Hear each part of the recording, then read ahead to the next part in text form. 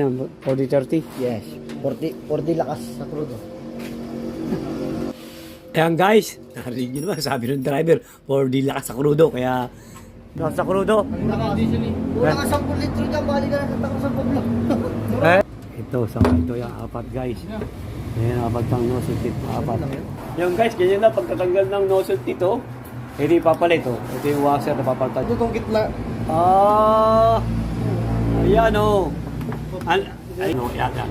Lubog, saka pantay pa yung pitong bago. Yan guys, sa inyo na.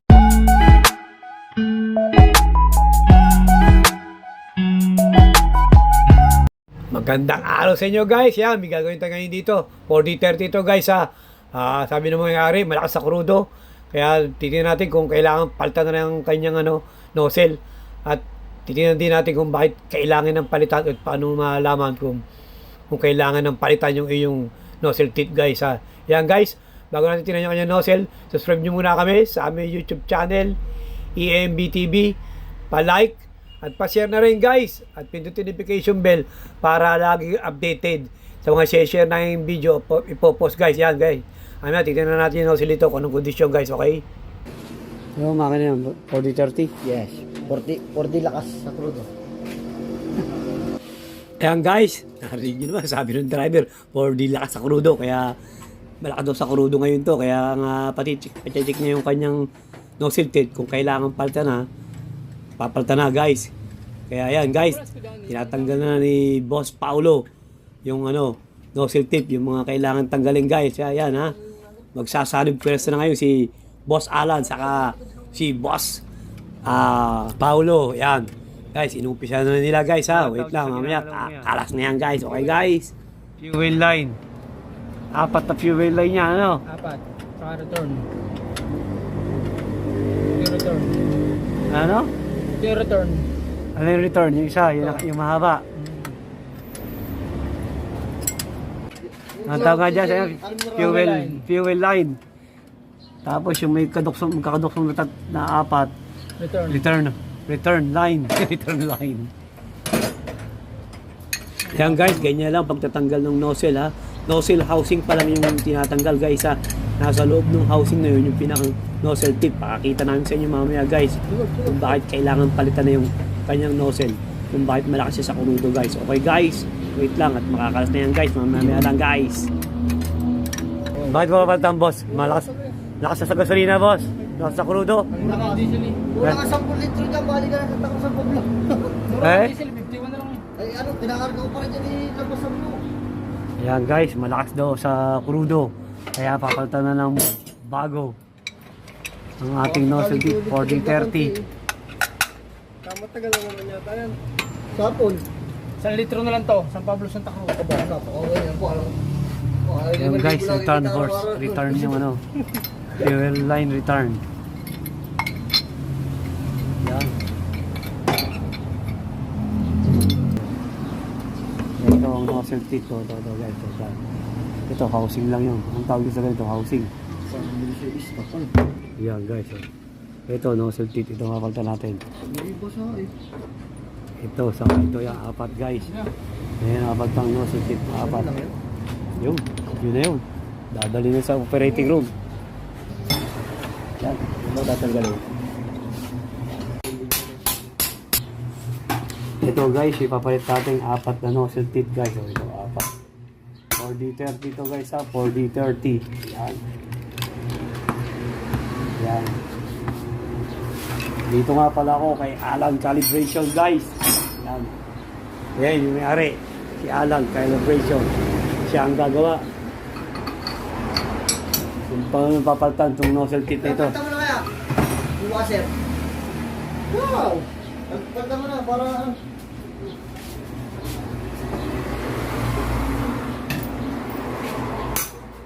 Yun. Ito yung ito guys, yung luma mainit. Ito yung luma. Ayan. Ayan guys, ito yung luma. Yung papalitan natin. Ayan. Guys, ito yung luma guys. pala kabilis. Pagpalit, pinupupukpuk lamang. Ito, nozzle washer. Papalitan na rin yung apat na yan guys. Ayan. Malalalim na pala ito ngayon ito. Ito, yan o. Malalalim na kasi matagal na. Sample pa daw yan. Guys, gano'n lang. Gano'n lang, tatanggal nung guys. Ayan. Kung paano tanggalin yung nozzle tip. Yun, tinataktak lang. Para lang suso, tinataktak. Ayos na. Parang ulang na lang, sipsipin. Natanggal ang suso eh. Tinataktak, parang suso. Yung guys, ganyan na, pagkatanggal ng nozzle dito, hindi papalit oh. Ito yung washer na papalitan din. Eh, yung mga papalitan namin guys. Ayan. Yan. Siyempre guys, nilinisin nyo yung mga, yung pinakang pinaglagyan ng housing ng nozzle tip. Nilinisin pa yung guys, kasi kailangan linisin nyo. Ayan, crudo, panglinis din, ano? Okay, yan guys. So, yan, ganyan lang panglilinis. So, kung hindi nyo naman kaya, punta kayo dito sa amin. Kay Alang Calibration. Hanapin nyo ng EMB Auto Supply. Katapat na nun. Alang Calibration. Barangay Bangka-Bangka. Victoria, Laguna. Ayan. Malapit sa magkasawang tulay.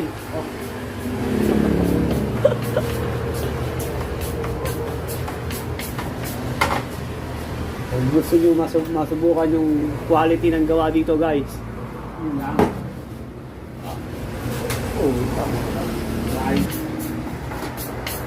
Ayun dito, ang hindi na ano. Tuhab na itong gitna. Ayan o. Ayun. Eto guys, ang problema pala nito, yan o. Ito yung bago o. Flat na flat. Ang ganda o. Yan o, yan o. Etong luma na ito guys o, yan o. Lubog na halos.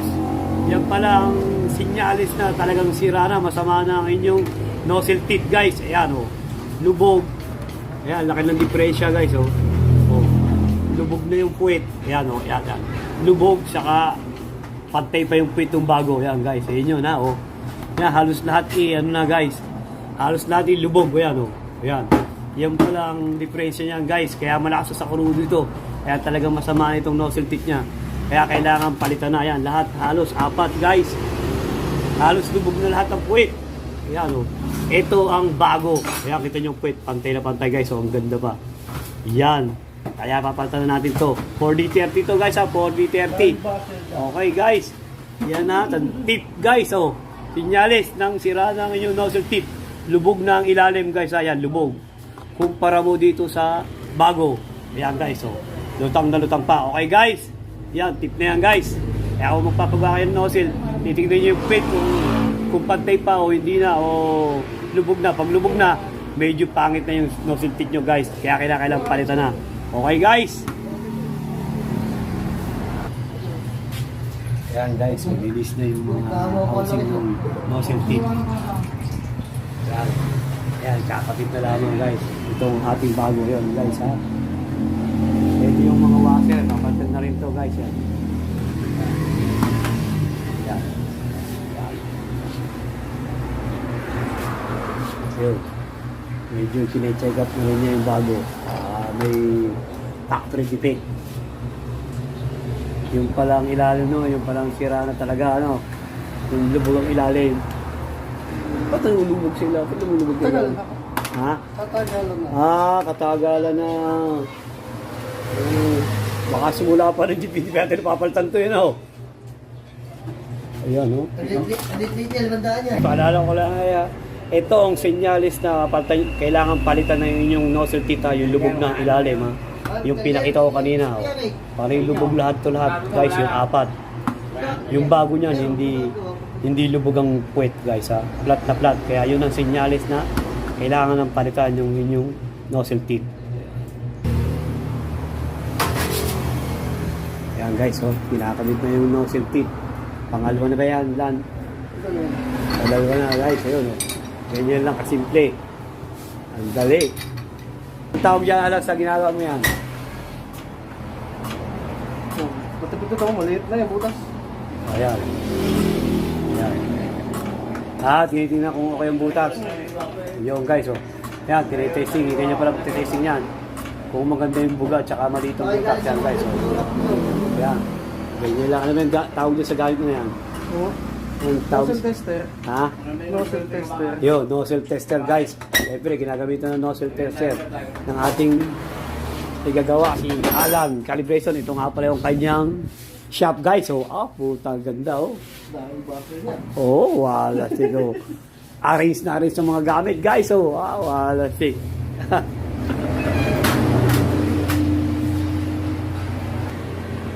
Yun, nakatatlo na tayo guys. Patatlo na yun guys. So, okay. Yan. Siyempre, ang susunod doon guys, test rin ng nozzle tester. Yan. Guys, gano'n. Ayan. Ayun. Ayan guys. Hindi na kung maganda ang buga guys. Ayun. Ganun lang guys. So, ayos na.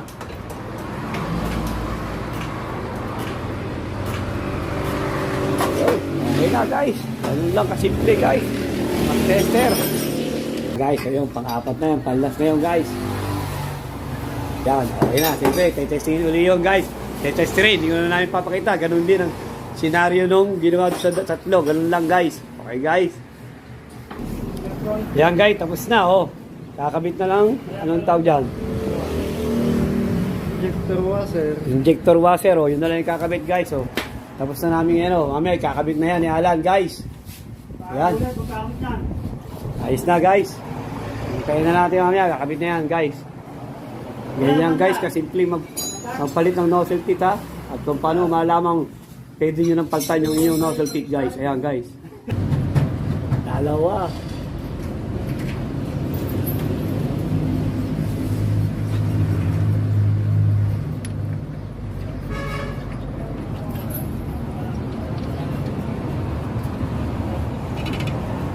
Okay, apat.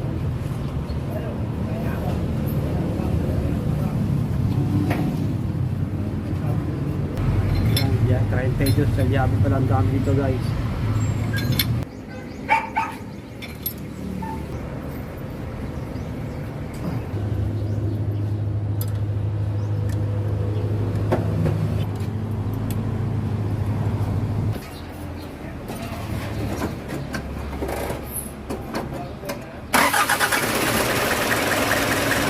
Ayun guys. Start na. Ayan guys, okay na. Ibigatan namin ng nozzle tip guys. Okay na. Tapos na guys. Ganyan lang. Kasimple magpalit ng nozzle tip guys ha. Yan, saka kung paano malaman kailangan palitan ng nozzle tip nyo guys. Ganun lang. Yung pinakita ko kanina sa video na lubog ng puwet. Dapat yun ang kailangan palitan ng nozzle kasi medyo masama na yun. Kaya siguro malakas ang kain ng crude nyo. Dapat yung gano'n guys. Tingnan nyo yung puwet kung lubog na o pantay pa. Pero pag medyo pantay pa, okay ba yun? Pero pag lubog na gano'n, kanino kayo sa video. Kailangan palitan na yun guys ha. Yun guys ha. Yan guys. Sana kahit paano, meron kayo na ako tips sa amin kung paano magpalit ng nozzle tip.